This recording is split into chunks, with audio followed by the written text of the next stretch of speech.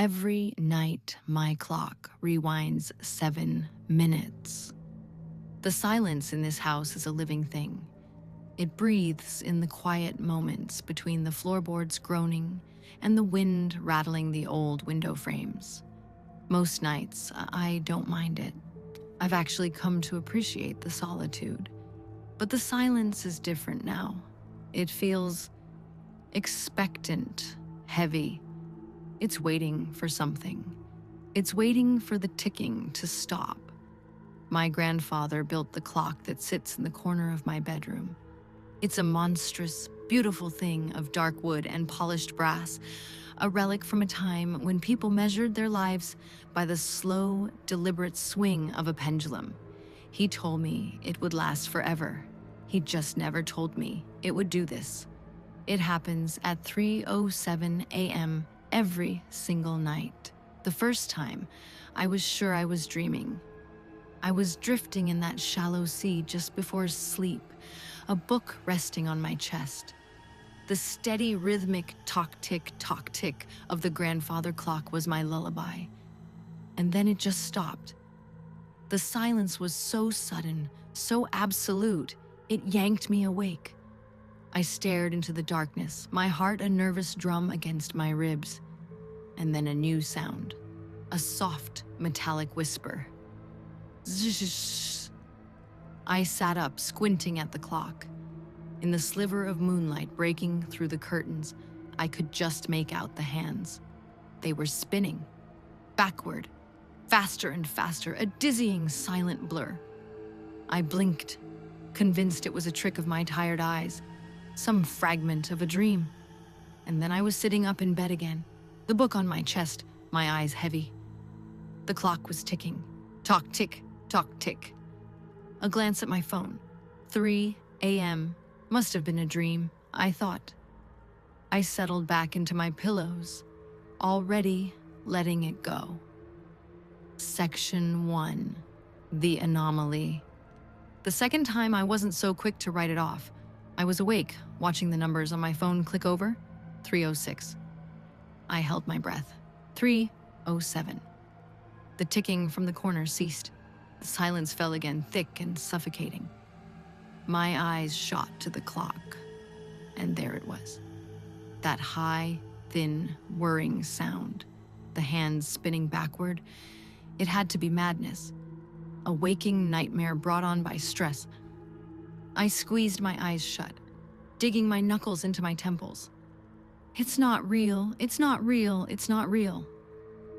I opened them. I was sitting up, phone in hand. 3 a.m. The clock ticked faithfully in the corner, just as it had been 7 minutes before. This time, though, something was different. A cold draft snaked across the floor, raising goosebumps on my arms. And from the hallway, just outside my closed bedroom door, I heard a single, definitive creak of a floorboard settling, as if under a heavy weight. By the fifth night, or the fifth loop, as I'd started to call it, the confusion had curdled into a special kind of dread. I knew the script by then. 3 a.m., I'm awake. I have 7 minutes. 7 minutes to do what? The first few loops were wasted on denial. I'd get up, walk around the room, touch the solid wood of the desk, the cool glass of the window, trying to anchor myself to a reality that was about to betray me. At 3:07, the world would stutter and rewind. No matter what I did, I was right back in bed at 3 a.m. The clock was the epicenter, the cause, a cursed heirloom. I tried leaving the room, but the moment my hand touched the doorknob, the rewind would hit, faster and more violently, snapping me back into place. It was a prison, and its walls were made of time. And with every reset, the presence in the hall grew a little more present. The creaking floorboard was joined by a faint, dry whisper, like dead leaves skittering across pavement. It was right outside my door, waiting. Section 2. The escalation. The loops began to blur. 10, 20, 50. You don't realize how much you depend on time moving forward. You just assume it will. When it stops, your mind starts to fray at the edges. I turned into a frantic scientist in a laboratory of my own personal hell. I tried screaming until my throat was raw, but the sound was always stolen by the reset, leaving only a phantom ache. I tried writing notes, scrawling "It's real" on a notepad, only to find the page clean when the 7 minutes began anew. The clock was immune. I threw a book at it once. In the split second before the rewind, I saw it bounce off the polished wood without a scratch. I tried to open the small glass door to stop the pendulum, to still its heart, but it was locked. The key was long gone. With every failure, the thing outside my door grew bolder. The dry whisper was sometimes a sound, and sometimes just a thought that wasn't my own. The old brass doorknob began to jiggle. A slow, deliberate turn, once, twice. It never opened, not yet. But the message was clear. It was testing the lock. It was learning. My fear became a constant, high-pitched ringing in my ears. I felt myself aging, not in my body, but in my soul. Each 7-minute cycle carved another line into my psyche. Loop 68 or 69, I lost count. Tonight, I tried something new. I dragged my heavy oak desk in front of the door, a barricade. My breath came in ragged, panicked gasps as I wedged it tight, a solid wall between me and the hallway. A wild, triumphant hysteria bubbled in my chest. Let it try the knob now. I watched the clock. My clock. The hands crawled toward 3:07. Silence. Then, the sickeningly familiar "zzz." The hands spun back. I held my breath, eyes locked on the desk. For a moment, nothing. Then, with a groan I felt in my bones, more than heard with my ears, the door began to swing inward. The desk didn't move an inch. The door just passed through it. A phantom through a phantom. A tall, slender shadow detached itself from the deeper darkness of the doorway. A distortion in the air, a place where the light seemed to bend and die. It didn't have a face, but I felt it watching me. I was paralyzed, pinned to the floor by pure, unadulterated terror. The hands always crawl back, and it always watches. Section 3. The confrontation and collapse. I don't know how many loops it's been. Hundreds. 1,000. Time has lost all meaning. There is only the 7-minute eternity.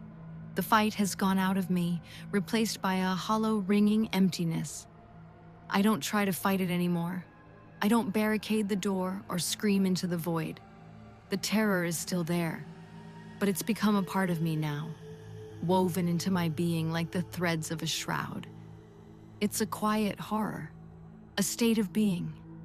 I simply wait. The loop begins. 3 a.m. The clock ticks. I don't get out of bed. I just lie here, stare at the ceiling, and wait for the show to start. I feel it stir in the hallway, a familiar presence, an old and terrible friend. It's not just waiting anymore.